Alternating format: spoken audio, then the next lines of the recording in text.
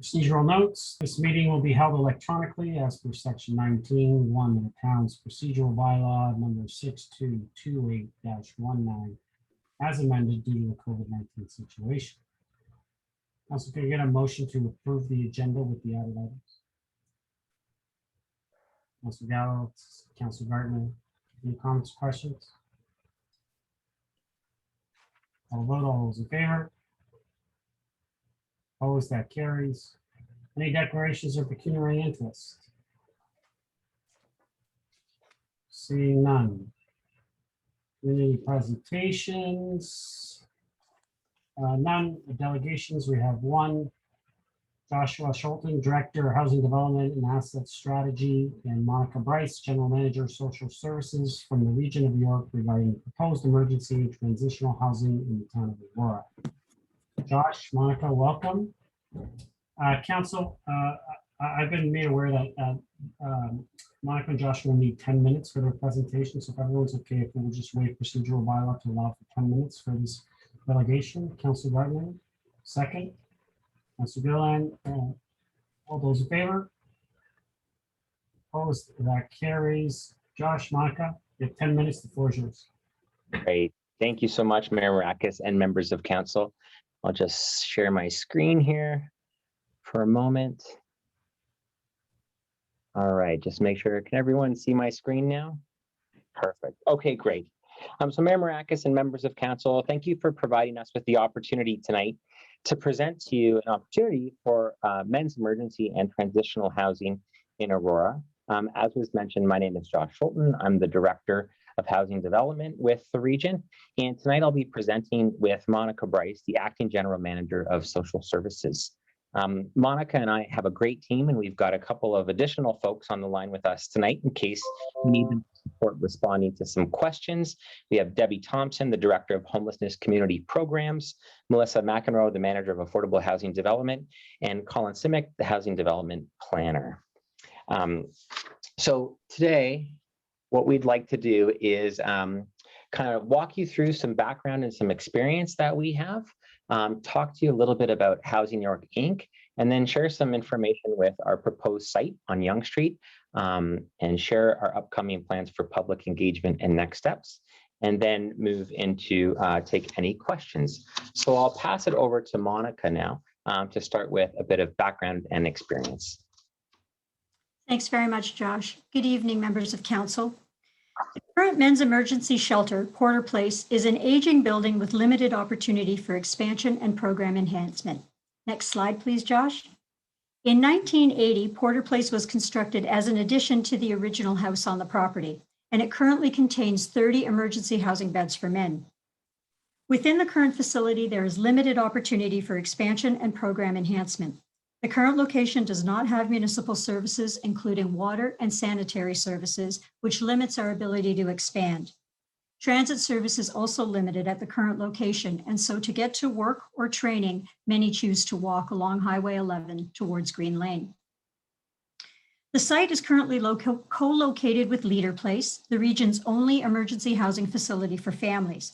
And while this site works well for families, that is because most families still have their own vehicles, where unfortunately most men who are experiencing homelessness do not have a vehicle, and as a result, the site presents additional challenges.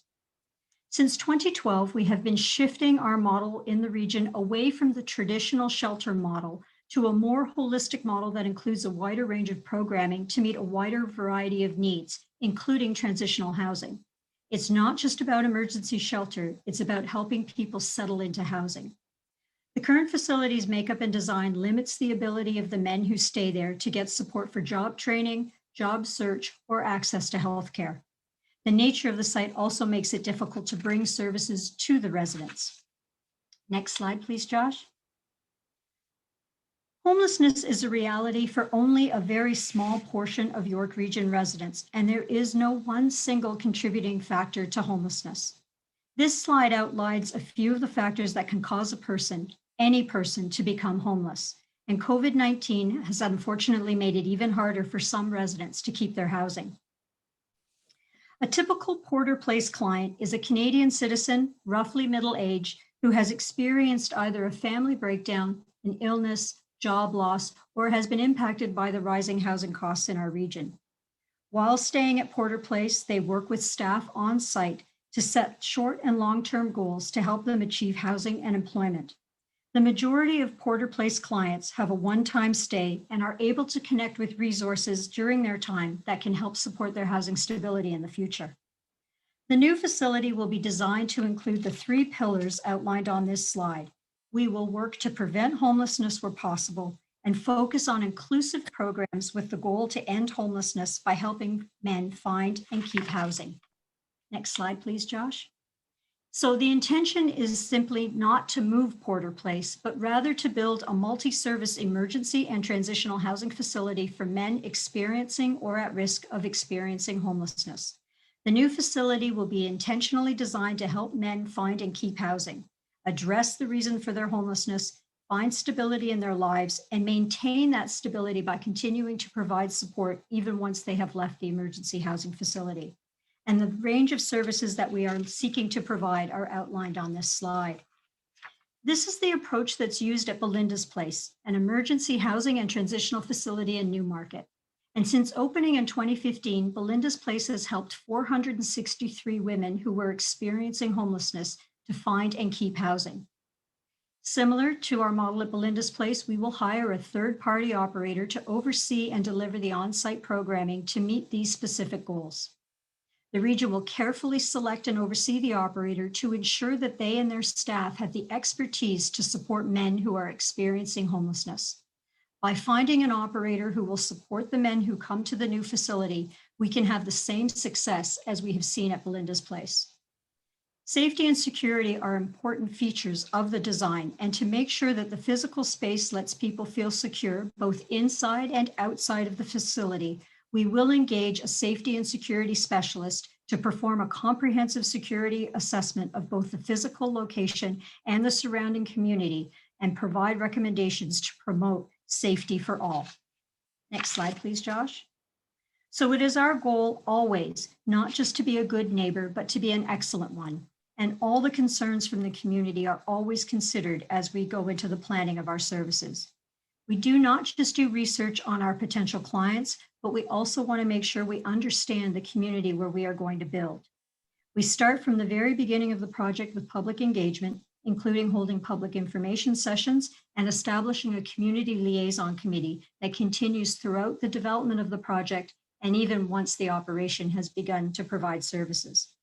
The community liaison committee is comprised of local business owners, local leaders, members of community agencies, and local residents so that we can truly get an understanding for the community and involve our neighbors right from the start. A key component of our emergency housing model is that ownership and maintenance of the building remain with the region. That way, the operator can focus on providing the services, and the region can provide property maintenance services and repairs to the building. And with this model, we are able to respond quickly to any related building concerns. And I'll now pass it back to Josh to give you more detail about the building itself. That's great. Thanks, Monica. So as Monica mentioned, as we develop affordable housing and emergency and transitional housing, we actually have a great partnership with social services. And we do this in part through Housing York, Inc. So a little bit about what Housing York, Inc. is. It is a company that is owned exclusively by York Region, and we are the largest property management and rental company in the region, the 7th largest housing company in Ontario as well, too. We have a ton of experience in building housing as well as maintaining housing with 37 properties across the region with more than 27 units, and we're home to more than 4,000 individuals. And again, in addition to affordable housing, and what we're chatting with you about today is we build and we maintain the emergency and transitional housing for the region as well too. And on the map on the right-hand side, you can see all of the properties, and the ones kind of in the blue indicate a current location for our emergency housing. Whenever we're coming into a community, one of the key factors that we bring for HY's model is that we have a functional design. So from a building perspective, we want to make sure that it works for the folks who will live there, and it also works for the community as well. And that means having something that's an appropriate scale too, that's right-sized for the community. And as Monica mentioned, we offer proactive management. We're a fantastic property manager, and we're able to respond, and we keep our properties in great shape. And these are just some examples on the right-hand side of some of our different properties, and you can get a little glimpse of the inside there as well. And we're really proud of the work that we do with our people and also from a building perspective. And this slide here shows some of our most recent buildings that we've completed. On the top left corner is Woodbridge Lane. That's a new affordable housing building, a 6-story building in the city of Vaughan with 162 units there, 1 and 2 bedrooms. On the right side here is the Richmond Hill Hub, and this has 202 apartments for families and for individuals, and it also has an emergency and transitional housing facility on the ground floor of this apartment building here. That's managed by one of our great partners there. And then on the bottom, this is another view of Belinda's Place there in Newmarket, which is one of our recent emergency and transitional housing facilities that Monica mentioned. And on the right here also shows the inside of Belinda's. And again, so I think you can really see the detail that we put into the design. We listen to the community through the design. And it's really great because as you pass these buildings, you might not even know that the function that they serve, and they blend right in with the community. So today I'd like to chat with you a little bit about the site that we've selected in Aurora, 14452 Yonge Street. And the search for a site actually starts way back in 2018. So as Monica mentioned, the existing facility that we have, it's reaching the end of its useful life. It's at a point now where it's very costly to continue to maintain it, and it's not in a great location. So in 2018, we identified a need to replace that facility, and we did have funding approved, $15 million capital budget by Regional Council to start to look and start to plan for what that might look like.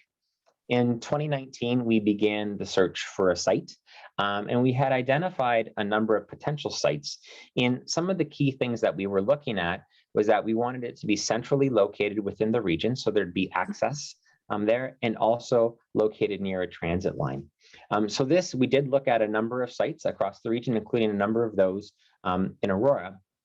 And in 2019, our Environmental Services Department had purchased a piece of property in Aurora in order to build a pumping station, the Henderson Pumping Station. And as we looked at that, we knew that there might be some potential to actually co-locate on that site, so that a pumping station could exist there, and that we could potentially have an emergency and transitional housing facility there too. So we did a bunch of due diligence in 2020 to make sure that that might work. Internally, we wanted to be satisfied that, that it could be built in a manner where that the pumping station could be built first and potentially we could come afterwards, and also that we could function there. So after we kind of satisfied that need, we wanted first to come to Aurora Council to share those thoughts and plans with you, and then begin with our public engagement. And you will see that site ends up on your agenda tonight too for the pumping station. And just as a note, when we move forward with this planning application, it would be completely separate from that in a full series of planning engagements there too. So this is the site here in, yes. I'm sorry to interrupt. You actually have reached 10 minutes, but I'm going to ask for 5 more minutes so I can get you done. Councillor Gardner, thank you. Second, Councillor Gallo, thank you. All those in favor? Opposed? That carries. Josh, sorry, we're all about procedure. You know how it is, so go ahead. Thanks, Mayor, and thanks, members of council. Sorry about that. We're almost there too.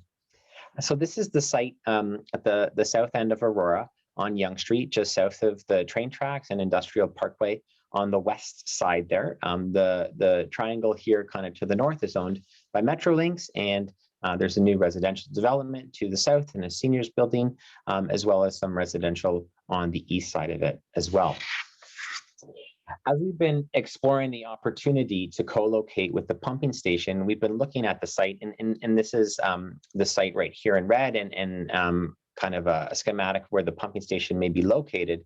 We're currently exploring where the options might be, but we know that there's sufficient space on the site to locate this facility. So although we haven't yet determined where it will be, that will be part of, as we move through the public process, we do have confidence that we can fit it there as well too. So the opportunity that we have here is a centrally located site with access to transit. It's sufficient to fit the facility here, and from a public perspective too, we have multiple services at this site, which is a good use of public funds for purchasing the site. And we know that a zoning bylaw amendment and site plan application will be required. So we'll go through that entire planning process through this, and I'll walk you through the timelines. In that right now, with depending on the zoning proposed, somewhere between 4 and 6 stories here as well. So planning and public engagement will help kind of define the building features and what we do there. So just to kind of walk you through how we're kind of anticipating the rollout of this too. Engaging the community is part of what we do, and we do this in a number of ways. We have multiple public information centers, which provide us an opportunity to share about the project, seek public input on the design, and share the input and how it shaped the design that we have.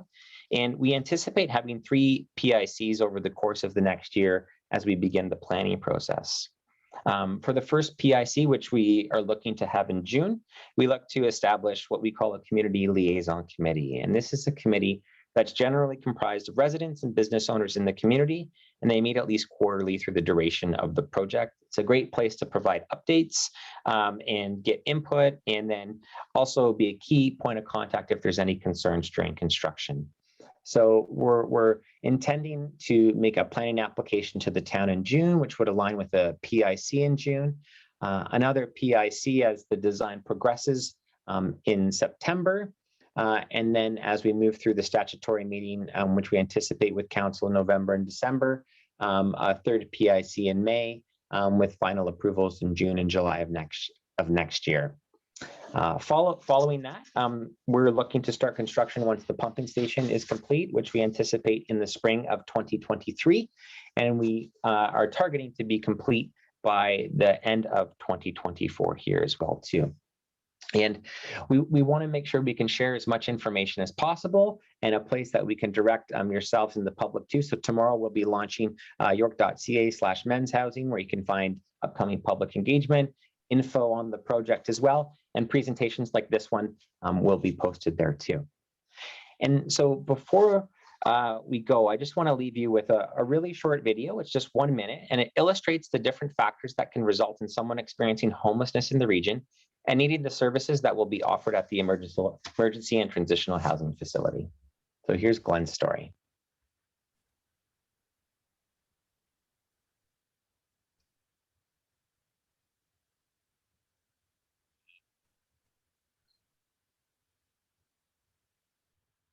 Josh.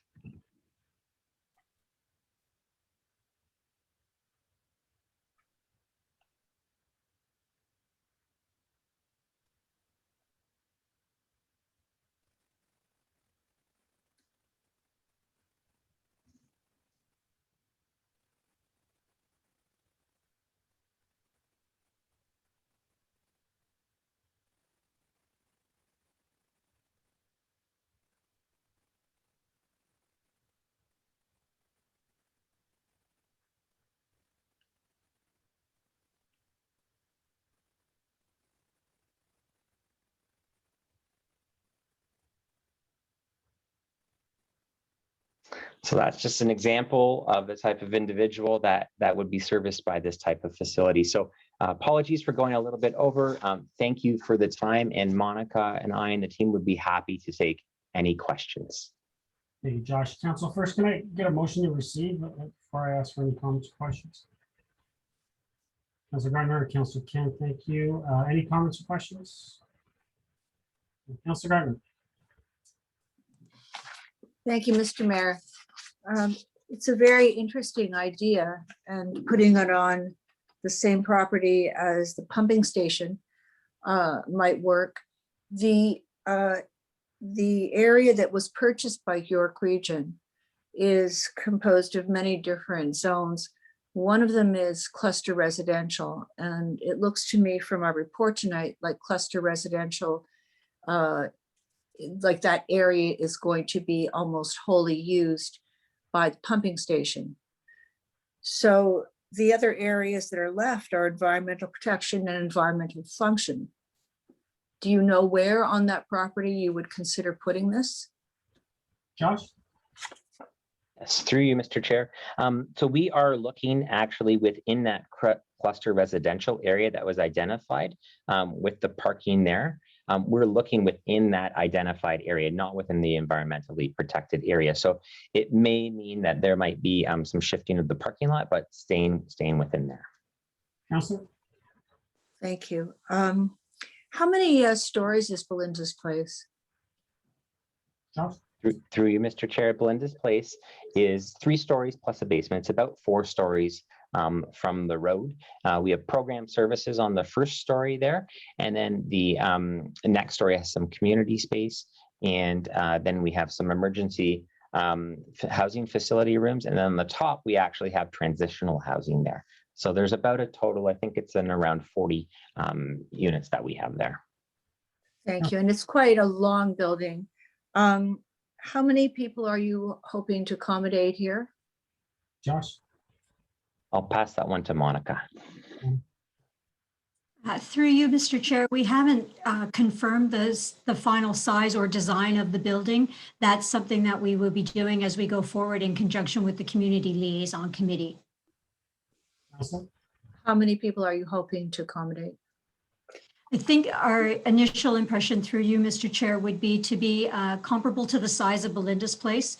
It works very well. The current existing Porter Place is 30 emergency beds, so we wouldn't hope to lose any of that as we go forward. So I think our initial assessment is something similar to Belinda's. Counselor? Thank you. And you'd also you'd need area for the services you're going to provide to the residents. Yes, through Mr. Chair, we would have a similar layout where we would like to have some space on the first floor of the facility where we could have group programming or drop-in programs for community services to come to the facility to be able to work with the folks who are staying there. Counselor? Thank you. And would you plan to put this within Aurora's height limit? Monica? Josh? I'm thinking Josh more on this one. Yeah, exactly. Through you, Mr. Chair, we'd be looking to work with the town and through the public process. We've seen that depending on what zoning we get, it would be somewhere between 4 and 6 stories. So still to be determined, but within that range.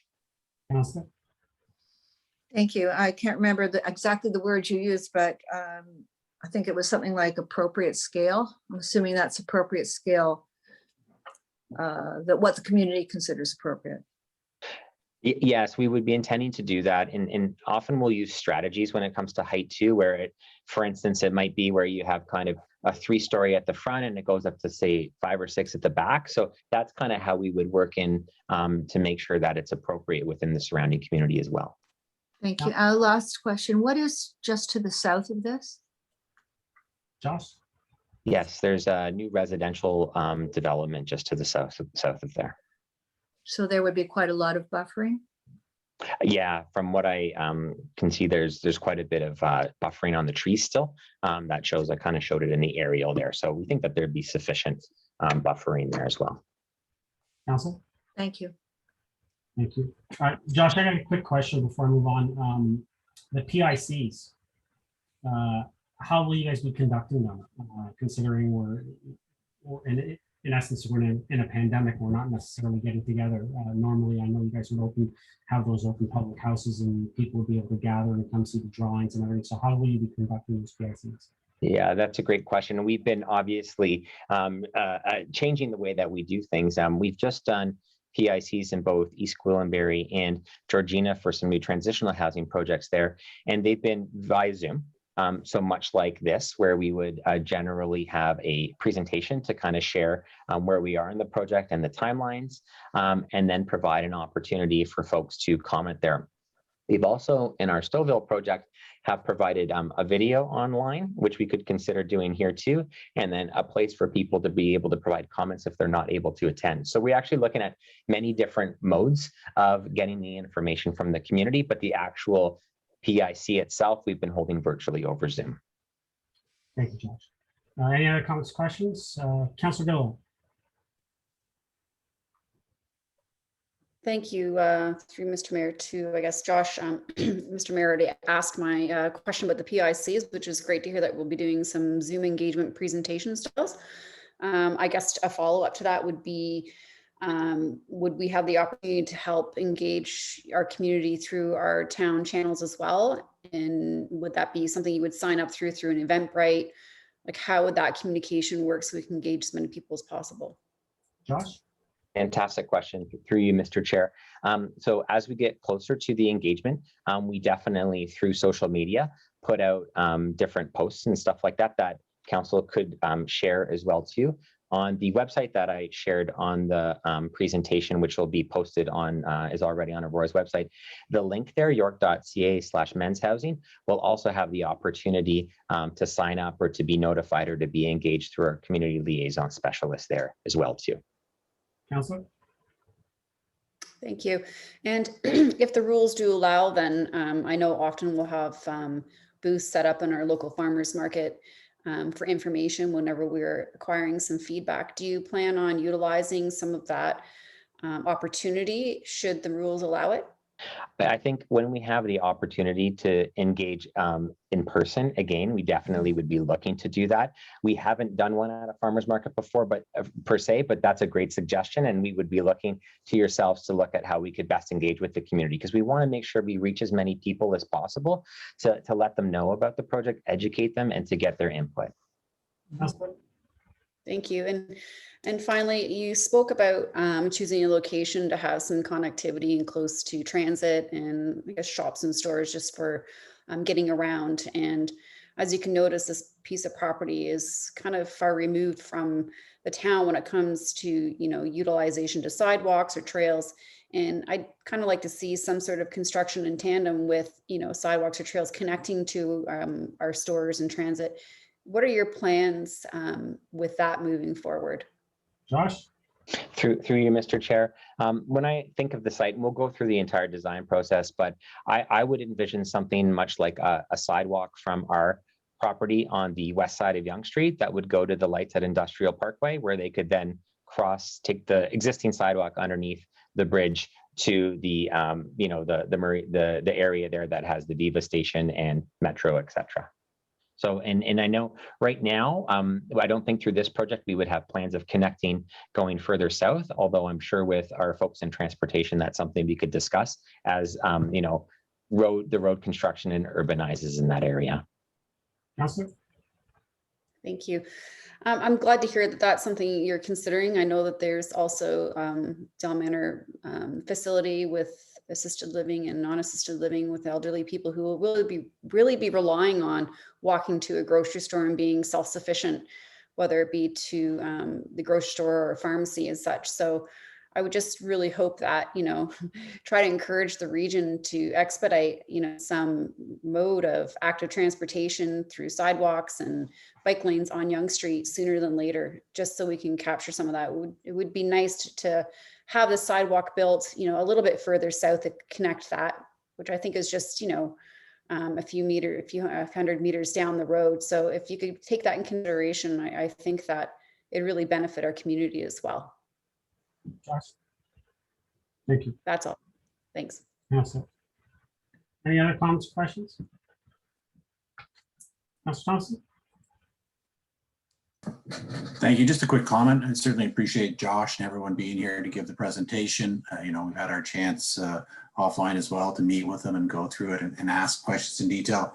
I look forward to continuing to work with the region, hearing the feedback from the residents. I think that this is a good opportunity for Aurora to play a role in helping to support those who need. And I look forward to continuing this journey with you and seeing the outcome. Thank you for being here. Thank you, Councillor. Any other comments, questions? Seeing none. Josh, Monica, everyone else, thank you very much for coming this evening. I think Councillor Thompson pretty much summed it up there. This has been a long time coming. We've had lots of discussions about this. We've looked, I know Josh, you've been on this and working on this and looking at all different locations, and I'm looking forward to that, to seeing where we end up with this once we get to a point in 2024, as you put in your slide there, where we have a final construction, a completion of construction. So We're looking forward to that and playing our part anytime. So thank you very much for coming this evening, and looking forward to continuing together on this. Great. Thanks for having us. Take Thanks care. very much. Okay, council, call a vote. All those in favor of receipt? Opposed, that carries. Next, we'll move to, we have nothing on the consent agenda. We'll move to number 7, advisory committee meeting minutes. Any members have any comments or questions, or would like to pull one of the items from Councilor Gillen? 7.3, please. You want to pull that? Yeah, I would like to ask some questions to Councillor Humphreys. Okay. Any others? Seeing none, can I get a motion to approve 7.1, 7.2, and 7.4? Councilor Gardner, Councilor Ken, all those in favor? Opposed? That carries. We will move to 7.3, Community Advisory Committee meeting minutes of April 15, 2021. I get a motion, Councilor Gillen, would you like to move to receive for information? Yes, please. Councilor Humphreys, second. Councilor Gillen, floor is yours. Thank you. I was really happy to hear that the Engagement Inclusive Project was initiated with this group as well as the Library Square naming. So I was really curious as to how the feedback was from the committee about the names that were offered for selection, and whether or not they had expressed any opinions about other opportunities or different names. It wasn't too specific here. So other than the fact that there was some other suggestions, I don't really get a sense of what the feedback was. So I'm just curious, Councillor Humphreys, if maybe you can kind of touch on a little bit how the Community Advisory Committee had reacted. Sure. Through you, Mr. Mayor. Yes, there was all kinds of different perspectives and feedback. I think I heard loud and clear that in this group that they actually liked I think the Constellation Square. There was a few votes for that. They felt it was more modern and exciting. There was some that they didn't like at all. I don't think it mentions there. There's one that was dropped altogether. I think that was the one that didn't go up publicly. Overall, I said I love Town Square, and they weren't happy with me, but they have different perspectives. Yeah, there was a good conversation. Really, you know what, Councillor Gillen, there was all types of different perspectives, and it was interesting. There was some individuals that felt that, they were young, new, young people in Aurora that wanted a very with it name, and Constellation Square was one of them. Junction, Town Junction was another one that they liked. So everyone had a very different perspective. So it was quite unique. There wasn't really a full majority for any name. So I think what they were looking forward to is hearing what information was going to come back from council.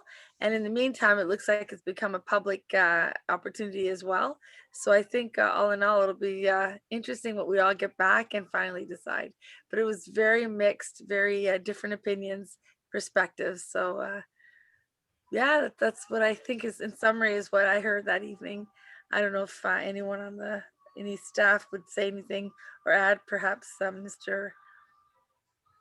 Donahue, if he's on, or Rob, Ms. McDougall, if you heard the same thing I did. Through you, Mr. Mayor, happy to just comment, but I know with the Library Square renaming report forthcoming, some of the additional comments are being captured in that report to share with council some of the viewpoints, but Councillor Humphreys, I believe, captured it. There certainly was mixed opinions of different names. Constellation Square and Town Square were probably the two that were, I would say, in general sense about the conversation, but everyone had a different viewpoint, some good, some bad, about different opinions. The one C Square did get dropped. But it partly because it was absolutely a negative feedback and it didn't go over well in the group, and along with some other feedback. So we felt it wasn't even viable of putting forward to the public poll. But ultimately, I believe Councillor Humphreys captured. Oh, I am? And that Councilor Goodwin? Thank you. And just if someone or Ms. McDougall or Councillor Humphreys wants to make a comment, the minutes, it says it was mentioned that further name suggestions from the committee members can be forwarded to staff. So I'm just wondering, were there other suggestions that some of the members may have contributed that was not on this list, just based on the comments there? I'll take this one, Councilor Humphreys. I know I brought this up and Mr. Doolittle, so I jumped in at one point in the conversation there, and I just let the committee know that ultimately, what the this is a square. This is our town piazza. This is a gathering place. This is a place for our town to get together, and also to be a focal point not only in our town but in right across the region and in the GTA. And they should look at it from that perspective. And if they can come up with some other names that they feel that captures that and brings that essence in, well, then they, by all means, I would welcome them to provide any feedback that they can to Mr. Dougal or to any one of us sitting at this table. And, because ultimately it's going to be the 7 of us that are going to make the decision when the report comes to us. And so if there's ones that we constantly hear about, well, we can bring that to the table as well. And so I asked them to take their time and get some consideration, some thought to that, and bring some feedback. And I don't believe that was many that did get back to Mr. Dougal, but she can answer that. There might have been a couple, but I don't think there was that many. I think most people just kind of went with, as Mr. Dougal said, the town square and Constellation were the 2 probably the most popular ones at that table. Mr. Dougal, do you have anything to add? Oh, sorry, through you, Mr. Mayor. The information with some of the samplings that came in, there are very few. It just were a toy with the words that were there. So there were names that already existed, but they were just tweaking them, changing which reference or where the Constellation Plaza or Constellation Market. There wasn't something significantly new to be brought to the table. Councilor? Thank you. So I guess with that, and I'm glad to hear that, being open to other suggestions is great. I mean, we want to have as much public engagement as possible. It's, the library square or the square or whatever we want to call it. It's a big deal in Aurora and it's a huge investment. And I'm sure the public really wants to ensure that they have their say. So I guess my question, and through you, Mr. Mayor, to Ms. McDougall or Mr. Nadarozny, is there going to be an opportunity for the general public to give a suggestion, much like I know we have our survey out right now, but I noticed there was no other section. I know that we have dialed it down to these 4, but the general public as a whole, will they have the opportunity to voice their opinion through a such poll? Mr. Dougal? Through you, Mr. Mayor, the poll scenario, this actually was our 2nd round of going out to the public with a poll.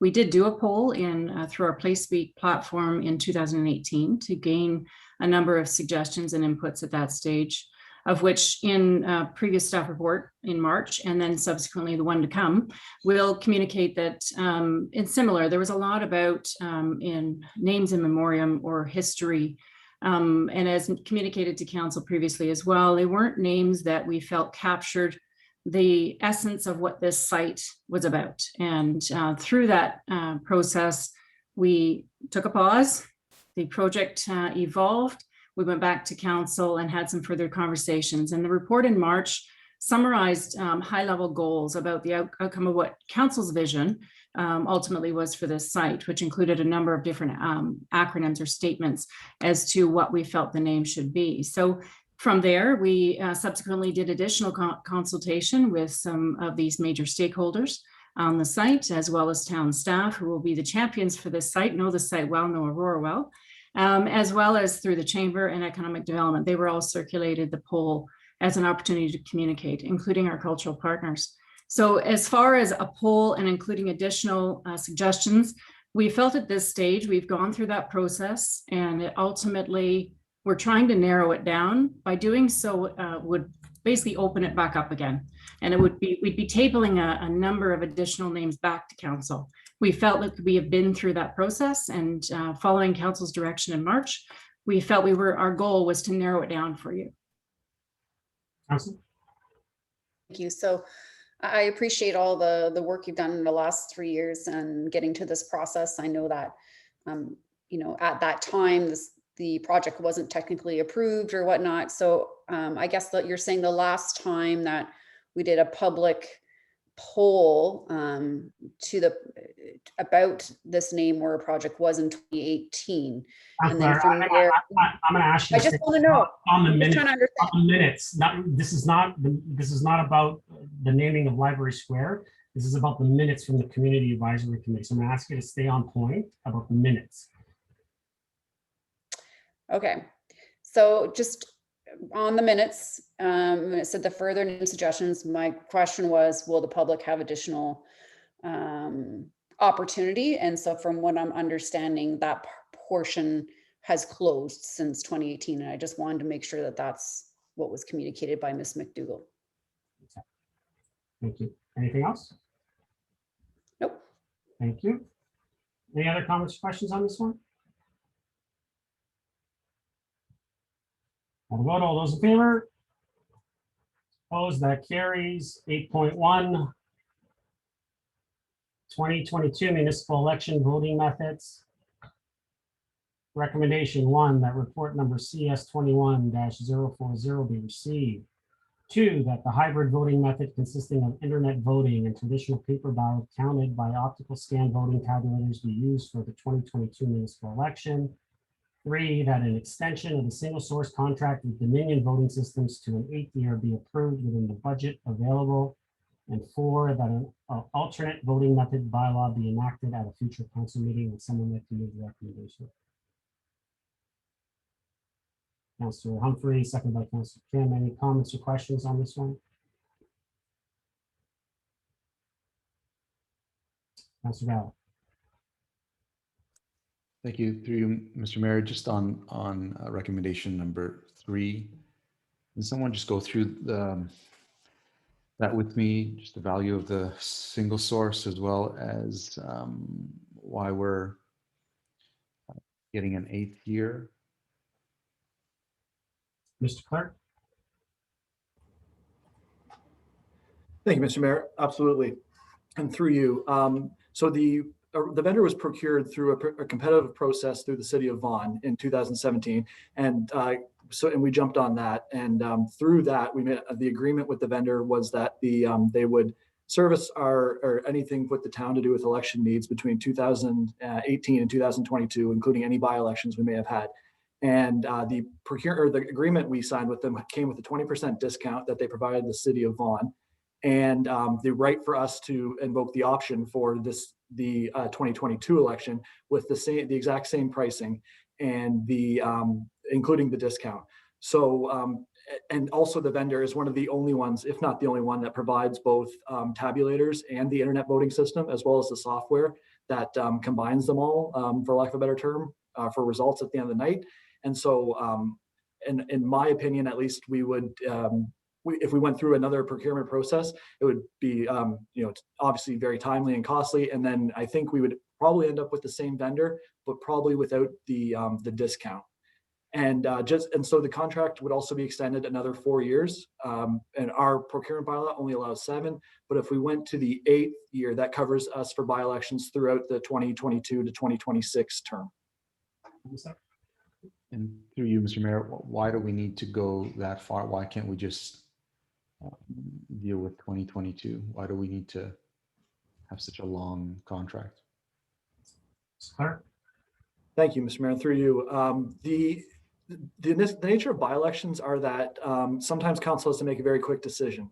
The Municipal Act, if a seat is declared vacant, I believe it's 45 days that council has to decide whether they're going to appoint a member or have a by-election. And you'd want that to do that fairly quickly to fill the vacancy on council. And so having a vendor in place in case there needs to be a by-election helps us move quickly in that sense. If need be, if the by-election was called, we have the vendor. We would just need to work out the rental of equipment, and we'd be ready to go. Council. And sorry, through you, Mr. Mayor, this term would go until when? December 31st of 2025. Council. So it would capture the 2022 election and the 2020, it would not capture the 2026. No. Okay, that's correct. Through you, Mr. Mayor, that's correct. It would not capture the 2026 election. So we would basically be entering into, I guess, a contract for the 2022 election, but have them kind of on standby. Are we paying them for anything between 2022 and 2025? Through you, Mr. Mayor, no, we wouldn't. Council. Thank you. Any other comments, questions? All vote. Oh, Councilor Thompson, go ahead. Sorry for my last minute question. Through you to Mr. Duran, just is there any information with respect to how many municipalities we anticipate going to online platforms? You note in the report that I believe there was 150 municipalities that used it last time. I would certainly expect that number to increase significantly, but I don't have any information to that effect. Do you have any insights? Through Mr. Mayor, not definitive concrete information. Just from word of mouth and of course the trend in Ontario. I think you're correct, and it's fair to say that it will continue to go up. I've only, I haven't heard of anyone backing out of internet voting. I've only heard of more municipalities as rural broadband grows in Ontario and becomes more accessible, of municipalities who are beginning to use the internet. So I think I wouldn't say it's exponential like it was from 2003 to 2014 or so. But I think it's fair to say it will grow from 150. Councilor. Thank you. Thank you. Councilor Gallo, second. Let's see, Councilor Gardner had her hand up. No, I didn't have it up, but I did actually, but I can wait. Go ahead. no, you first time. Go ahead, Councilor Gardner. Okay. I noticed that there's a thought of removing some of the customary polling stations to save a little bit of money. But, I think we have to keep in mind that there's the way they are now, I think has been considered to be accessible to the area. And I imagine a lot of people are still going to do in-person voting. So could I know where you're going to remove the locations? Mr. Clerk. Through you, Mr. Mayor, Councilor Gardner, we haven't really done that analysis yet in terms of where we would look to get rid of them. If we even do, that comment comes from I guess, we didn't have too many lines in 2018, to use that phrase. It seemed, we didn't have too many complaints, and it's not that we want to have lines, that's for certain, but we thought there might be an opportunity to remove some locations. We had some that were within a kilometer of each other sometimes, or even closer than that. So we haven't done the analysis, but we think there might be an opportunity to, it would just be, we're talking, between 1 and 3, probably, maybe 1 and 4. So not enough to hopefully cause a service or impact our service level. Councilor. Well, I still think those may be important to the residents. And also, for this election, can we be overly clear, if that's possible, as to what information residents need to provide when they come to vote? Because I brought a senior and she had some good information, but it wasn't appropriate for what they needed. So they did accept her finally, but it would have been pretty onerous to take her back and then bring her back again. She was quite senior. Thank you. Thank you. Mr. Clerk, I'll take that into advisement. Absolutely. Thank you, Councilor Gardner. We will make note of that. Thank you. Councilor Gallo, second. Thank you, Mr. Mayor. I forgot to ask before, just in terms of online voting, and I know there's a section in the report that speaks to the pandemic and COVID and all that. I realize, we had, I think, these discussions before, and somewhere around 60%, maybe less, somewhere around 50% were online, and the balance in paper. But that was 2018. Times have changed.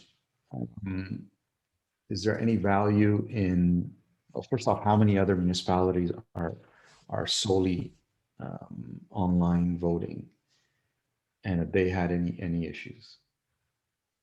Ms. Clark, Through you, Mr. Mayor, I couldn't say definitively how many municipalities do solely online voting. I just, Newmarket, of course, to the north of us, Ajax has done that. Markham is going towards that model, but so it's still, I think, there's still usually with internet, there's normally a hybrid involved, normally some other, be it vote by mail, be it a paper ballot at locations. And in terms of problems, there was an issue with a vendor in the 2018 election when I believe there was an outage around 6 p.m. on election night. It didn't affect the town as we had stopped internet voting the night before. So there was something that caused a few municipalities to have to go extend voting hours until 10 p.m. But in terms of the any security of the vote, any integrity of the election, anything like that, there's never been any documented issues in Ontario about that. And so just the outages was the issue in 2018. Councilor. And I guess if things change and we end up deciding, what, maybe physically getting together and all of that doesn't make a lot of sense, is there the ability to pivot and change and go fully online? Ms. Clark. Through you, Mr. Mayor, I'm not certain about that. In a sense, like if we're in the situation that we are in, that we find ourselves in today, where you can't have more than, I believe, 5 people indoors, that would cause us to have to go fully in line. Now we'd have to, we set up the contract with Dominion Voting to rent the tabulators. So we'd have to work with that, with the contract, and see what our options were there. But so I guess it's possible, but I couldn't speak to the contract details and money savings and things like that at this point. Councilor. And through you, when do we actually need to make this decision? Ms. Clark. The Municipal Act was amended to, or I believe it's May 1st of 2022. Now, it used to be May 1st of the year prior to the election that you had to note every your alternate voting methods. But it's the Municipal Act was amended to be, or Municipal Elections Act to be May 1st of 2022 that the bylaw must be passed. Councilor. Through you, is there a reason why we're doing it, I guess, a year in advance of the deadline? Ms. Clark. Through you, Mr. Mayor. We've historically done it like this in Aurora. I mean, just with the old deadline, of course. We could have waited longer, but we wanted to get moving on this and get the method of voting in place so that we can do as much public education as possible with that. And of course, the wards system is currently under appeal. And if that, if we were to get a decision on that in the next month or two, then we can go to the public with a full 15 months, even longer, to do as much education as we can about, there are wards in place, or the at-large system is in place, and here's how you can vote. Councilor. Okay, I mean, notwithstanding the ward issue, I don't think it changes how people are going to vote, perhaps geographic areas, but yeah, I to me, unless there's some urgency, my preference would probably be to wait 6 months or so and just get a sense of what the environment is. My hopes are we're wide open and there's going to be no issues. But if there isn't an urgency in this, and times have changed since we've last discussed this in terms of online voting, what the benefits are. So I just don't see a value right now to do it. And I think there would be some value to hold off and just wait and see what the world looks like in 6 months, at least 6 months. Councillor? Oh, Mr. Clerk? Do you want to respond?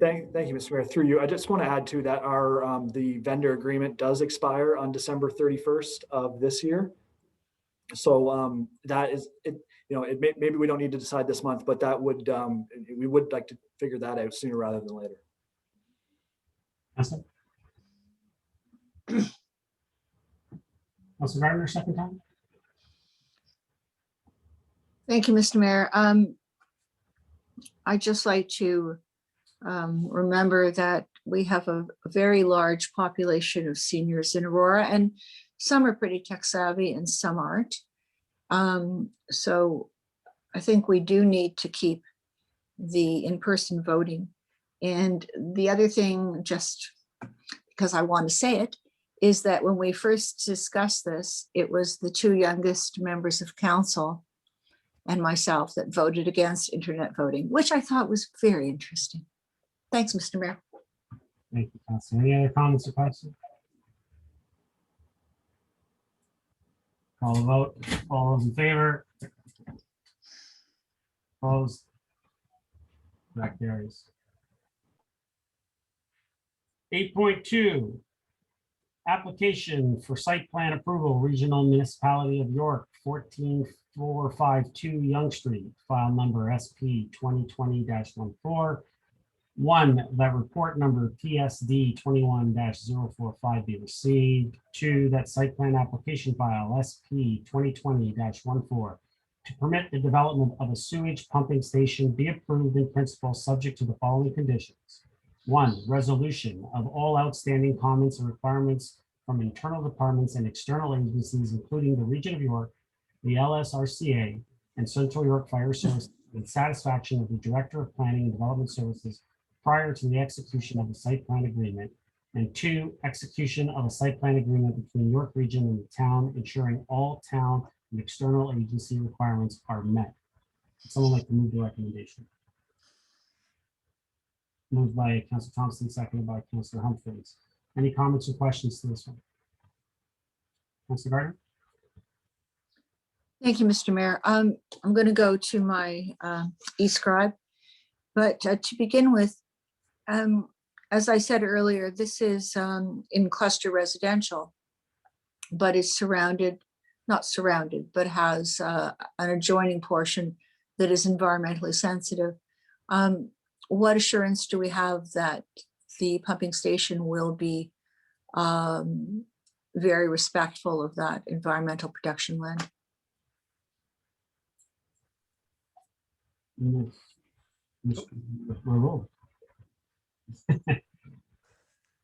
Good evening, Mayor. Good evening, go ahead. Welcome. I got confused for a second because I was going to go to Mr. Waters, where I saw you pop up, and I said, "You're better." No offense, Mr. Waters, but Mr. Robo is probably better to answer this question. So. None taken, Mr. Mayor. None taken. Thank you, Mayor, and through you to the councillor. I do have a couple staff here to discuss any detailed questions, but I think through any of our construction programs, we are very integrated with the environmental and residential surroundings. So we will be working on this property. I know with our tree program, the staff here today have informed me that there are 218 trees actually being removed from the property, but we will be replacing, I think approximately 250 or 240 to 50. Another 40 will be replanted along Henderson. A lot of our programs and construction programs are done within regulation. So we're required to meet very strict and rigorous provincial and conservation authority regs in terms of the construction application we apply. I think, Councillor, you know, with some of the work we've done at the Tamarack area and what we've learned about the groundwater, which is also you know, an environmentally significant parameter, but also something to protect, but can cause issues as well. We've learned a lot about the groundwater levels. So some of our construction practices will support prevention in terms of using tunneling technologies, et cetera, in terms of issues with the groundwater. So in terms of regulation and adhering to all that, that is, our first kind of boundary of compliance. The region has a strong record of solid and rigorous construction programs in terms of our wastewater and subsurface infrastructure construction. So, we'll be available and ready to answer questions during the project, and again, have a strong public presence for anything that comes up as well. Thank you. You're not going to see my face because I'm reading from eScribe, but I'm No on problem. page 10 of 14. Speaking of Tamarack Park, so I'm quite concerned. You're saying our report says the south sidewalk along Henderson Drive will be closed between McClellan Way and Baldwin and Tamarack Trail and Lee Gate. The sidewalk along the north side will be maintained at all times. And it also says that the park is going to be open to the public. What about the path that goes adjacent to the park on the west side? Through you, Mayor. The paths through the park will be maintained. It will just be at the entrance to the park on the south side that won't be available. That's where the sewer construction is going to start. So essentially, we're capturing that whole sewer shed, and that's actually the culminating point of one of the sewers right at the entrance. So you may not be able to get into the park there, but the paths from the east and west that go into the park will be maintained, and there will be access through the park to walk through. It'll just be the access point, basically at the sidewalk, that'll be interrupted. So the access that I'm concerned about is the access that is at the south end of the park that goes through the park to the adjoining street to the north, which that was closed off. And the residents were very upset.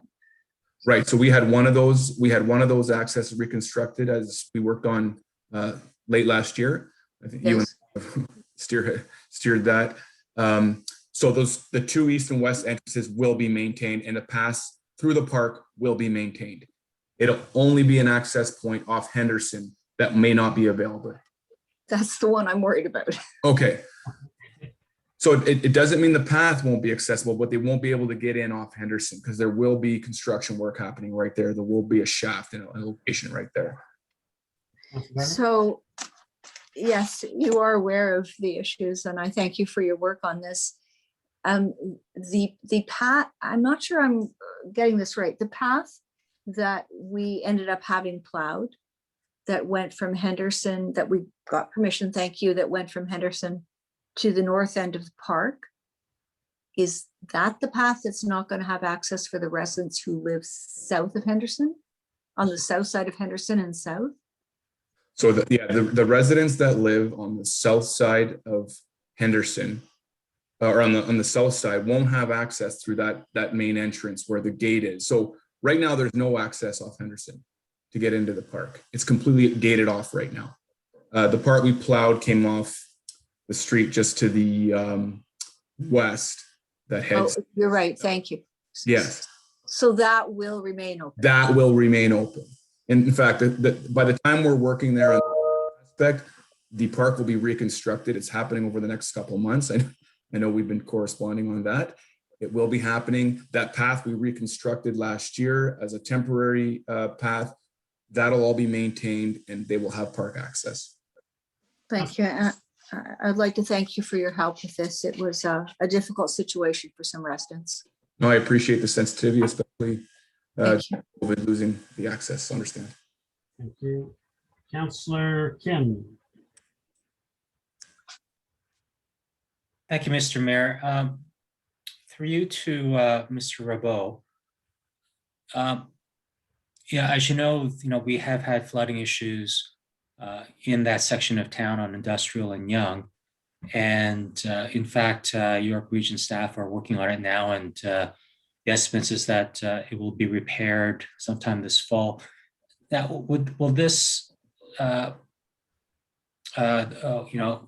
water station or pumping station, will that help reinforce the remediation that's going on?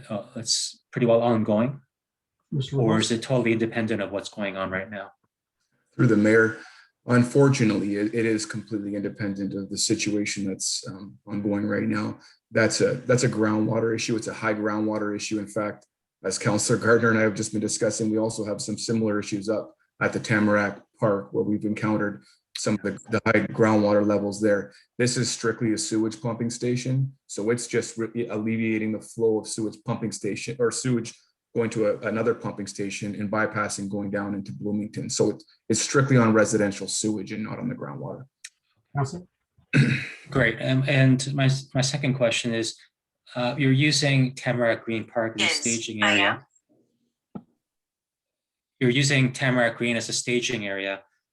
And I'm wondering whether there will be sufficient area left over for residents to utilize, whether it be children or people using the facility to walk around or play. Will the whole park be fenced in, or will just be portion of it? Servo? Through the mayor, no, the whole park will not be fenced in. You will have access to the park again from those east and west entrances. What we're calling the lay down area, the workspace, will be just at the entrance area. It may encroach slightly into the park. That fence there may have to be moved, et cetera. It'll depend on how we approach the compound or the area. Compound's always a scary word for people, so I'll just call it the construction area. But no, the park will have full access. The kids will be able to play in the new park that's going to be constructed later this year, and they'll be able to enjoy that. Councilor? Great, thank you very much. Thank you. Councilor Thompson? Thank you. Through you to Mr. Revo or whoever's best to answer. I guess since we're talking about sewage stations, we should talk about the air quality. I think anybody that's played golf at St. Andrews and played on the second hole knows that it can sometimes be a little ripe. And so I guess with regards to this particular station, what will be done to sort of mitigate any odors or to ensure that the air quality is not an issue? Mr. Revo? Through the mayor, as a standard with all our pumping stations, we will have an air management and odor facility for any of the air generated by the volume of sewage coming through. And I will point out that the St. John's sewage pump station, the Aurora sewage pump station, as we call it on St. John's, that is a massive facility. In fact, it's got one of the largest verticals in probably North America. The volume of sewage coming through there being pumped over Bloomington is astronomical. So it's a far different facility as it compares to 1,000 homes, et cetera, what's coming through here. I can't guarantee there won't be odors. There are regulations that we have to meet, but it won't be a continuous odor. You might get the odd thing every once in a while, and you'd have to be in close proximity. I live in Newmarket in College Manor. I live close to one of our regional facilities that captures a subdivision. Once in a blue moon, I get something that I think smells a little bit like sewage, but it happens very, very oddly. I would suspect that would be the level of service generated here. It's not going to be an overpowering smell that's coming from this facility. Now, and I'll be very frank with council, down in Oak Ridges and Richmond Hill South there, we have an odor issue going on through there. In fact, we're building a massive air management facility over the coming few years to deal with odor going through there. And it's part of the fact of dealing with, moving sewage around, especially in these large volumes of hundreds of thousands of people. And that's kind of what you're encountering at that St. John's station, which we also try to continue to manage. But at a facility of this size, there will be odor management. There will be a filter system put in there. And I suspect that odors won't be, especially where it is, it's not right in the community, won't be a major issue coming from that facility. Councilor? Great, thank you. Thank you. Any other comments or questions for the first time before I go to Councilor Gardner for a second? Councilor Gardner, second time. Thank you. This is just south of this. I think it's a state residential with some very luxurious homes. I think I'm really hoping that we're not going to get complaints about any odors. that's just a comment to Mr. Repo. The other comment I have is the design and the materials and just the way this pumping station is going to look. Well, it looks pretty nice, but my preference would be to have something that looks rather innocuous that just basically fits into the background. Again, a comment. Any other comments or questions? Seeing none, Mr. Revo, actually, and everyone, I just wanted to say thanks for this, and also thanks to the region for working with the town in providing. You guys are going to be providing, just to let everyone know, some parking spaces that we can utilize for the Aurora Pet Cemetery and in the beginning of the trailhead. So, which is we partnered on that aspect of it as well. So thank you very much, and thank you very much for coming here and being able to answer the questions on this report. Council, with that, I will call the vote. All those in favor? Opposed? That carries. Thank you very much. Council will move to 8.3. Electronic Advisory Committee meetings. Recommendations 1, that report number CS 21-039 be received. 2, that the Accessibility Advisory Committee continue to meet electronically as required. 3, that all other committees of council return to in-person meetings when appropriate. Would someone like to move the recommendation? Councilor Gallo, second. Councilor Kim, any comments or questions on this one? Councilor Gardner, yeah, okay. Go ahead. I've had some input from the residents, and I think that I've tried for a while to get the Accessibility Advisory Committee to consider participants coming in on a platform like Zoom. But there are a lot of residents, it seems to me, or some anyway, on the committees that really like the platform as it is, certainly in the winter. So is there an opportunity to continue that, or is that totally dependent on pandemic regulations? Mr. Clerk. Through you, Mr. Mayor, certainly, council doesn't need to, there's not, I guess what we're suggesting is that that the meetings do return to town hall once the pandemic lifts and once we're given the all safe notice from the region. But you know, in specific instances, snowstorm, you know, heavy rains, what you name it, we would be able to move the meeting to online in a moment's notice. So you know, at the moment, we're suggesting that town or committee meetings do come back to town hall without not on the Zoom platform, but we could, for weather instances and anything else like that, move them to Zoom. Awesome. One specific concern I got was whether we would be moving the committee meetings back to town hall before. It might be safe to do that, but I think we can assure the residents that, yeah, thank you. As it's, Council, I'll just add, as it says, meetings when appropriate. So which means when it's Safe. Yes. So maybe Mr. Clerk, can we just change that to when it's safe to do so instead of appropriate? Can we just make that minor adjustment? Thank you. I think that would help. At least 2 of the residents I spoke to. That last, is that all right, Mr. Clerk? If the mover and the seconder are okay with that as a friendly amendment? Mover and seconder okay with that? Councilor Gallup, you okay with that? Seconder? Yep, thank you. Okay, Councilor Gardner, is that all? Yes. Thank you. Councilor Gillen. Thank you. Just quick comments. I agree with Councilor Gardner. I've had the same kind of feedback that some committee members enjoy the convenience of being on Zoom in the comfort of their home and having to juggle family life balance with kids and dinners and such. So hopefully there are opportunities to remain digital. I understand the idea of, you know, being in person could offer maybe a little bit more connectivity. But if that's not something or a direction that council wants to go, at the very least, I think that a lot of people really appreciated that if they couldn't attend, say, a different community advisory meeting or a heritage meeting, and they're not part of that, I think the residents have really enjoyed being able to go to a YouTube channel and watch what had occurred and some of the comments made, as opposed to relying on minutes.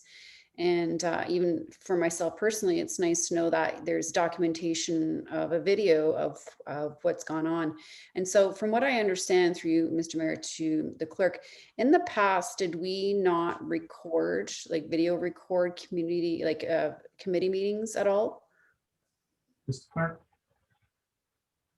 Through you, Mr. Mayor, that's correct, Councillor. Pre-pandemic, we did not stream our advisory committee meetings. We were open to the public, so if someone did want to come, we get a couple members sometimes, but we did not stream the meetings on our YouTube channel. Councillor? Thank you. So there was no history prior of us ever recording the committee meetings at all. I just know that I'd spoken to some other council members who have been on council for a while who thought that at one point we did have a recording, or if, I don't know if it was a YouTube or what it was. And so is there anybody on council that could confirm that, or any staff? I just really want to see us have the opportunity to offer that same archiving. But we've never recorded committee advisory committee meetings, but we do have the technology within the which room it is. It's been a long time since we've been in those rooms. Mr. CEO, I'll just pass it to you. You can finish off what I was going to say.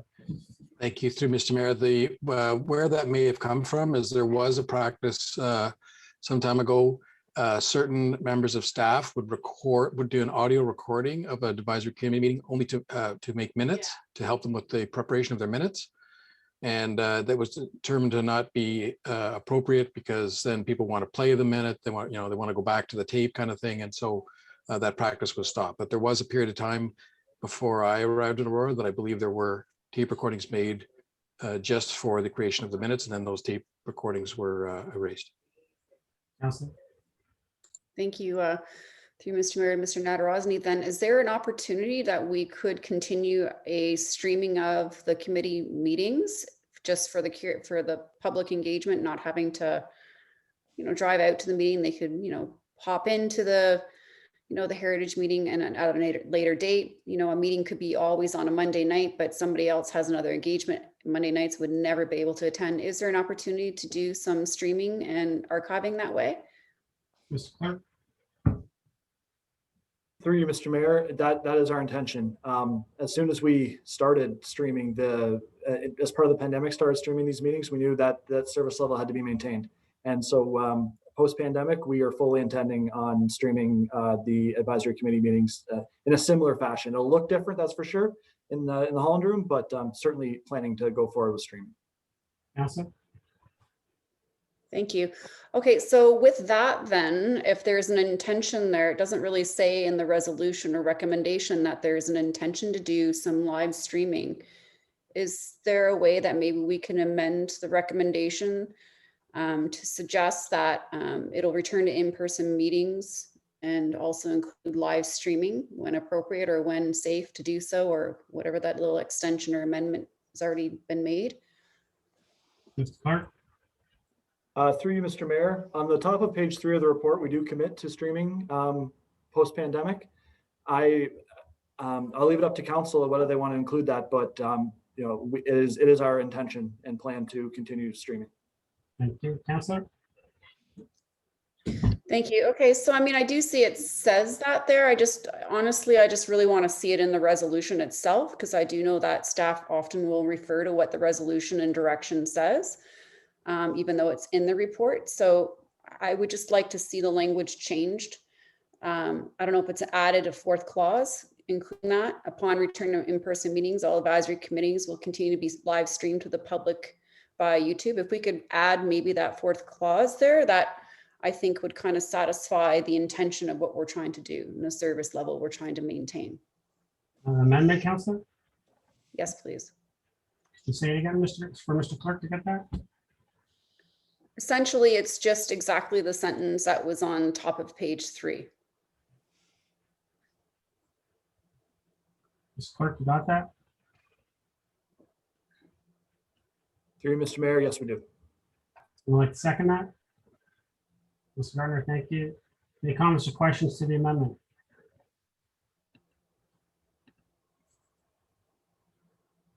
I'll vote. Can we get it up on the screen, Mr. Clerk, actually? To you, Mr. Mayor, yes. Just give us about 30 seconds on that. Okay, thank you.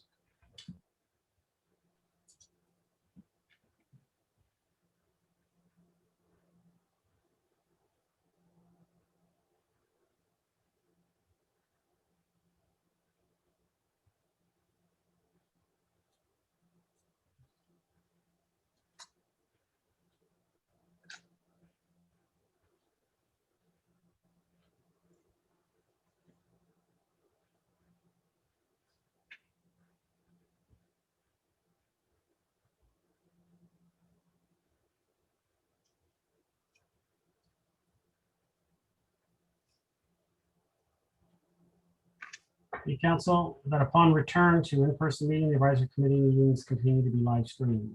I will call the vote. All those in favor? Opposed, that carries. Back to the main motion is amended. Councilor Goodwin, still have the floor. No, that's it. Thank you. Thank you. Councilor Gardner, you had your hand up for a second time? I did, thank you. Go ahead. With respect to people on committees who may not want to or not be able to come out to a meeting, will they have the opportunity to join via Zoom or another medium? Mr. Clerk? Through you, Mr. Mayor, it gets a bit more difficult when we're doing that in the Holland room. It's not set up like the council chambers is where we can have hybrid meetings. We're exploring that, but I can't commit to that at this point. Councilor?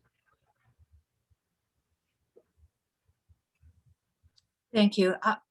I would appreciate it if you would explore it and see what it might cost, because I think that some members of the public committees would be very appreciative of that. And I know myself that it was great to be able to join a meeting, not that I was particularly asked to comment, although sometimes it just provides so much facility for the public and for, I think, councillors to get involved. Thank you, Councilor. Sure, Mr. Clerk, you're going to take that into advisement? To you, Mr. Mayor, yes, we will. Thank you. Councilor Gardner? Thank you. When do you think you might be able to report back on that? Mr. Clerk? Through you, Mr. Mayor, I'm not completely sure. We'd have to work with IT on that one. It's potentially a problem with our staffing too, because we need 2 staff to attend the meetings, and we may not. We'd have to work out some notice provisions with the members. We couldn't have someone say on the morning of a meeting, I need to attend tonight. We might not have the staffing for it. So it's a lot to work through on that one. But I could potentially probably wouldn't be until the fall, to be honest, at this point, until I was able to give council a definitive answer on that. And just to follow up on that, Councillor, I don't believe that we'd be looking at having any live in-person advisory committee meetings until the fall, just due to the fact that there is no committee meetings normally during the summer period anyway. So we really only got 1 more month and a half, a month and almost 2 months of committee meetings, and then they go to their summer break. So it wouldn't be till the fall, till possibility of them actually meeting in person. So. Thank you. And it might be complimentary. It might be complicated. Mr. CAO, you're there somewhere. Perhaps you could give me a call and we could talk about this. CAO? Mr. CAO, are you there? He's nodding his head yes. Thanks a lot. Thank you, Councillor. Any other comments or questions on this one? Seeing none, I will call the vote. All those in favor? Opposed? That carries. Next item, 8.4, application for draft plan of condominium, Shimvest Investments Limited, 632 Stubbs Lane, Block 161 Plans 65M 4485, file number CDM 2020-02, related file number SP 20-160-05. Recommendation 1, that report number PDS 21-050 be received. 2, that the draft plan of condominium file number CDM 2020-01 to establish a standard condominium tenure for 9 townhouse dwelling units and 2 semi-detached dwelling units situated on a private road be approved, subject to the conditions attached hereto as Schedule A of this report. Would someone like to move the recommendation? Councilor Thompson, seconder. Councilor Kim, any comments or questions on this item?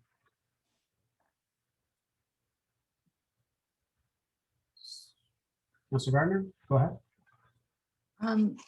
I'm going back in my memory, but this was this is bordering the, or this is cutting into their jutting into the wildlife park. Am I correct on that? No? I'm not sure, Mr. Waters. Through you, Mr. Mayor, no, it is not. The development envelope was established through previous planning applications back in 2016, I believe, through the subdivision application. So no, it's not. It borders on it, but it is not encroaching to it. I'm sorry, I didn't mean that. It borders on it. So is there any special precaution being taken in the bordering areas by the developer or by the town to ensure that there's I don't know, maybe mitigation for noise or visibility, etc.? Waters? Through you, Mr. Mayor, this is a draft plan of condo, so you wouldn't have those type of conditions within the draft plan of condo. They would be contained within the subdivision agreement, in terms of any noise mitigation, any buffering, etc. Councilor? So where is the subdivision agreement? Has it been approved? Mr. Waters?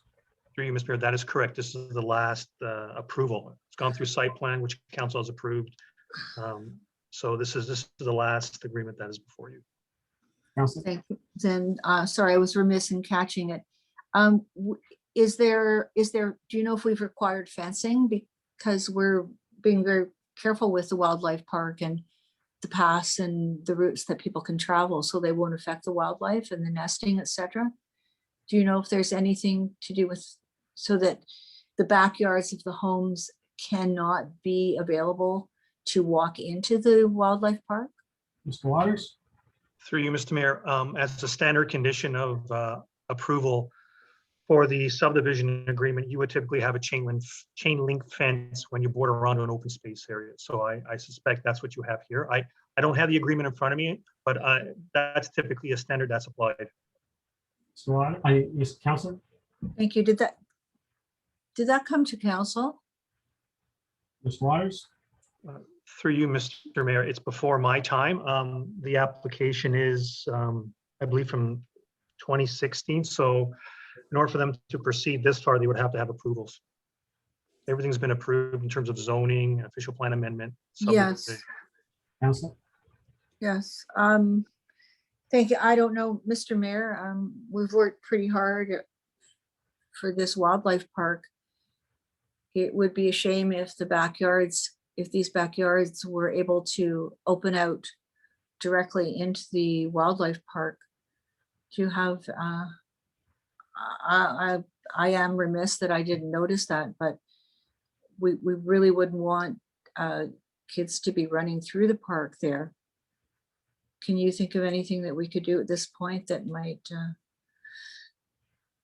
protect the wildlife park in that area? Mr. Waters? Through you, Mr. Mayor, why don't I look at the subdivision agreement after the meeting and just forward you those appropriate conditions that'll give you peace of mind regarding access to the back or to the wildlife park rather, Thank from the you. rear yards. Thank you. That would be great. Appreciate it. Thank you. Councillor Gallo? Thank you, Mr. Mayor. Just a correction on page 2 of 8 in surrounding areas. It speaks to the north, east, and west Roger Tomlinson Nature Reserve. Who Roger is, but I think it should be David. Yeah, well, thanks, Councilor Foy. We'll get that. Mr. Waters, can we correct that in the report, please? Through you, Mr. Mayor. Should be David Tomlinson, Sorry. not Roger Tomlinson. Thank you, sir. Thank you. Thank you. Councilor, is that all? Thank you. That's enough. Any other comments or questions? Call the vote. All those in favor? Opposed, that carries. Okay, council, notice the motion, deal with at the end of the month, regional report. Not there yet, it will be. Or is it there? Mr. Clerk, is the regional report there? Nope. It's not there yet, right? Through you, Mr. Mayor. No, we don't have it yet. That's, I know I sent it out. Yes, it should be on the next agenda, so. Okay, great. And we will move to new business. I will go around the room. Councilor Gilliland. New business. Do we have any PSAs at all or no today? Yes, PSAs are next. Okay, I'll wait for that. Thank you. Councilor Gallo, new business. Councilor Kim, new business. Councilor Thompson, new business. Councilor Humphreys, new business. Councilor Gardner, new business. Thank you. There's been a house that's been vacant for 3 or 4 years on Seton. And some of the residents in the area have asked if we can do anything about that. Because it does affect the neighborhood. Who could answer that question? Ms. Van Leeuwen. I was going to ask maybe Councilor Gardner, so we don't say it online. If you want to maybe let Ms. Van Leeuwen know the address and she can look into it for us as well. Well, thank you, but it could be a general question. Sure. Yeah. No, that's fine for a general question, but I just want to. No, thank you. You're right. You could just before you started a conversation, I didn't want you to blurt out an address. So thank you. You're correct. Ms. Van Leeuwen. Through you, Mr. Mayor. Yes, if you could provide me with the address offline. We do have a vacant property registry bylaw, so we can follow up to see whether or not it is registered and then follow up with the property owner if it is not. Council. What would that mean if it's registered? Ms. Van Leeuwen. Through you, Mr. Mayor, there are maintenance requirements and they need to, on an annual basis, maintain that registration with the town so that we are aware that it is a vacant property and it is being maintained. Thank you. And it is being maintained. I mean, that wasn't the complaint. The complaint was it's an empty house in the neighborhood and it's been empty for so long. But I guess that's somebody's prerogative. Mm-hmm. Councilor, I'll add is that I have asked and I'm hoping that we can bring back and have another look at the tax. That number we tried to introduce a lot. We looked at last term. Yeah. Now we could possibly look at that again and maybe introduce that because I know some of the other municipalities are starting to introduce it now, and so it might be a good idea or a good opportunity for us to revisit that. So would I have to do a motion on that, or is that something on staff's agenda? It's on staff's radar right now to bring back a report to us to look at what the other municipalities are doing. So we will eventually get something coming back. Thank you. That would be great. That's all. That's all. Councilor Gallo, did you have any business? I did, Mr. Mayor. Just a quick question to staff. Is there any intent for anyone to report back to us on the status of cannabis dispensaries in town? I'm just looking to see whether anyone is analyzing the number, the locations. I know we do get correspondence whenever staff submits a letter in opposition to a location. Unfortunately, the ones we've received, apparently they don't go anywhere because, not much later after we say it's, it's too close to, one of our criterias, they open up anyway. So I'm getting a little concerned that of the number of them, that our, I guess, correspondence to the province is either isn't being heard or is ineffective. And I'm just wondering whether staff has any intention on reporting to us on the status of that. Mr. Seat?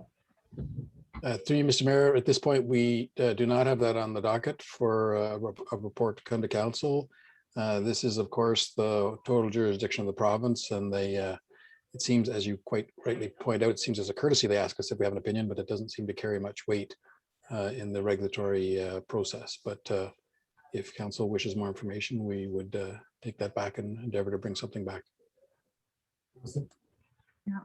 Thank you. I'll put some more thought into it, what I'm trying to get to, but it's disappointing that, I base my decisions on some of that criteria, and unfortunately, it hasn't happened. And so anyways, I'll put some more thought to it and see what we might want to get back.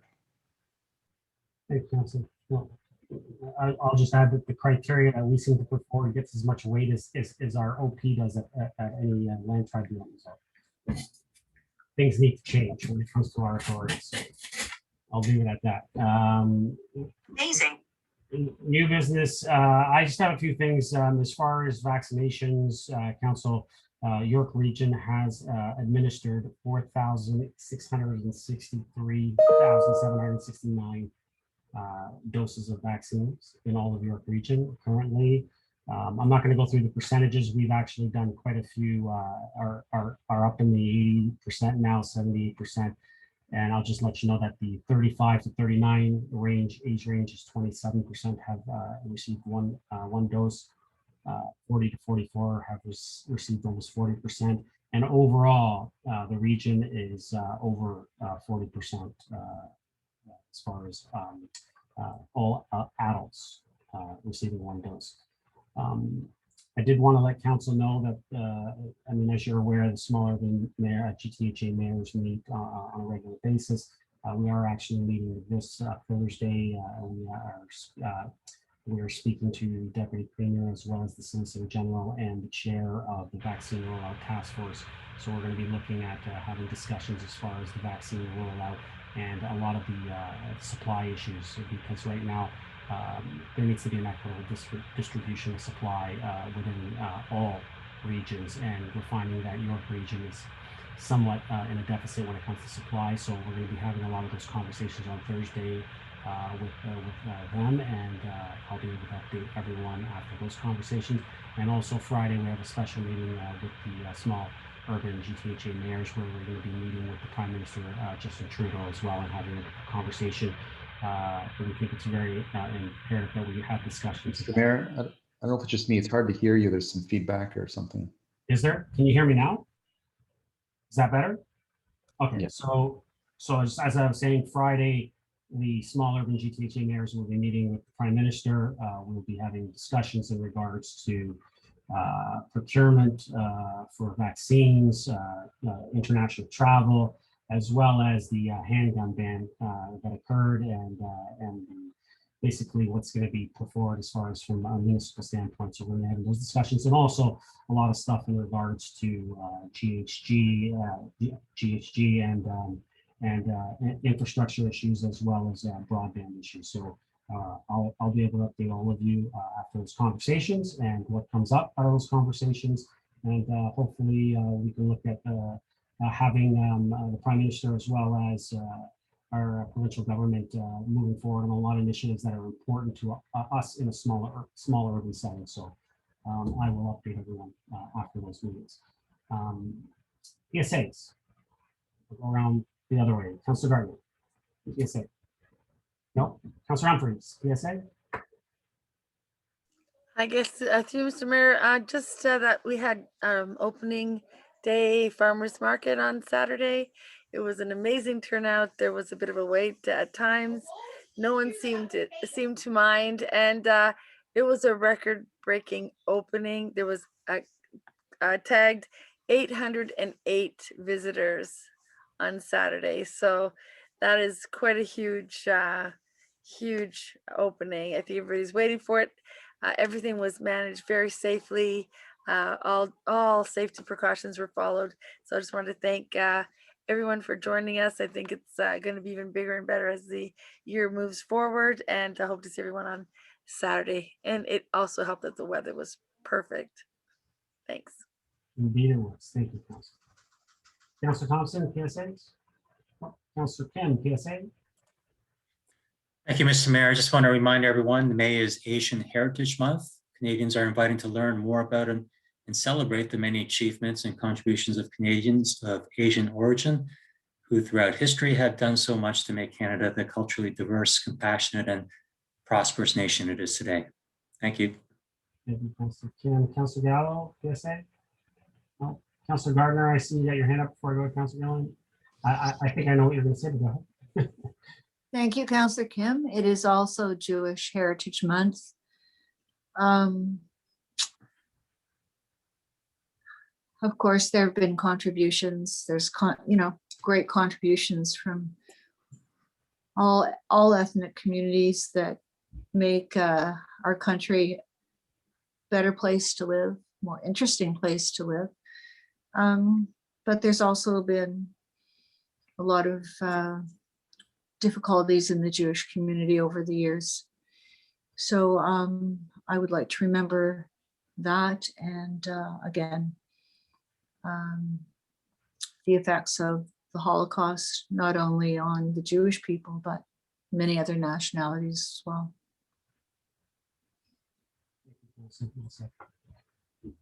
Councilor Gillen, PSA. Thank you. Yes, I had a few things to touch on. First one is, and we've talked about this before, is the pinkcars.ca. They've definitely have gained some traction as far as assisting seniors in York Region.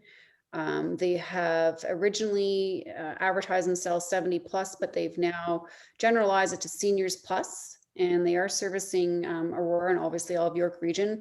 And it's not only specifically to drive you to your appointment, but they'll also help and assist in booking your appointments.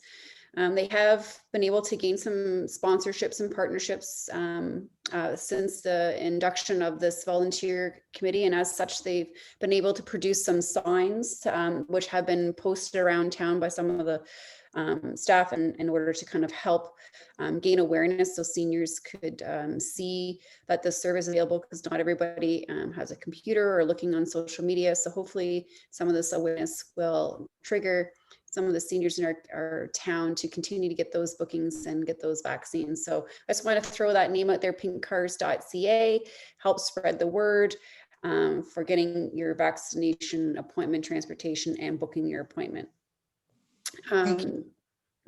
You're welcome.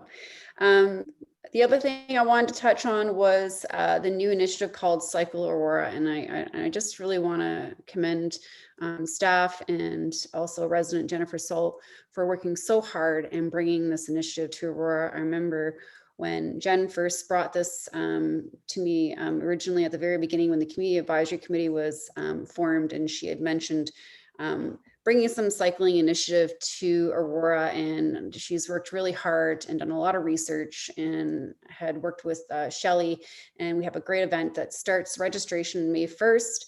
Essentially, there's a whole bunch of cycling opportunities. I think there's 12 different challenges that you and your family can participate in.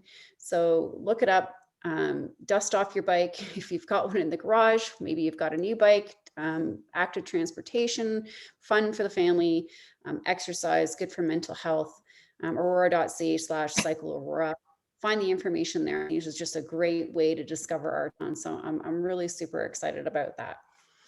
The last thing I just want to talk about, and I've mentioned this before, is that it's very exciting that Aurora is seeking members of the public to engage in the public art working group. And this is the first ever public art master plan that we're going to be developing, which is amazing because I believe this is something that we intended to do, but it hadn't really gotten initiated yet. Those applications are due May 7th, so there isn't much time. So I really wanted to kind of talk about that. Go online with Aurora and search in Aurora, the public art working group. I'm sure you'll find something there. The URL I have is extremely long, or else I'd say it online, but definitely look that up, apply. We need this engagement. So May 7th, I'm looking forward to the comments and feedback and developing a great policy moving forward. Thanks. Thank you. And just so everyone's aware, that URL is aurora.ca/cultural planning. As per the province stay-at-home order in effect until May 20th, all town indoor recreation facilities are closed to the public. Parks and some amenities will be open to the public as long as physical distancing can be maintained. The Club Aurora Fitness Center at the Aurora Family Leisure Complex is closed. Virtual group fitness classes will continue to run as scheduled. For more information, please visit aurora.ca/reopen. In May, Aurora's online Skylight Gallery is pleased to feature the works by artist Anita Niemeyer Archibald in her show Silent Reflections. Working with oils on wood panel, Anita's paintings are created with special consideration to precision. By focusing much of her attention to the smallest detail, the viewer is drawn into the intricacies of her work. All works are for sale and can be viewed at aurora.ca/skylight gallery. Are you a local business in Aurora? Complete our brief online interview to help us better understand Aurora's business community needs. The insights you share will help us better understand the key issues businesses face and the types of support that will be most helpful. The deadline for feedback is Monday, May 17th. For more information, please visit aurora.ca/business. In partnership with the Anti-Black Racism and Anti-Racism Task Force, a mural will be created in celebration of diversity and inclusion, strengthening our sense of collective history and multicultural heritage. Canada and Aurora is made up of people from all different ethnicities and cultures, and this new artwork is intended to tell that story and represent us all. Submit names of individuals, groups, events, landmarks, foods, celebrations, and more that you believe have shaped our country and our town. You can share your thoughts at engageaurora.ca in the ideas section now through to May 24th at 4 p.m. And if you are an artist, a call out for local artists to develop designs for the new mural will be done in June. The town of Aurora and the Aurora Legion are seeking community input for the design of a new memorial to the Korean War, which will be added to Peace Park.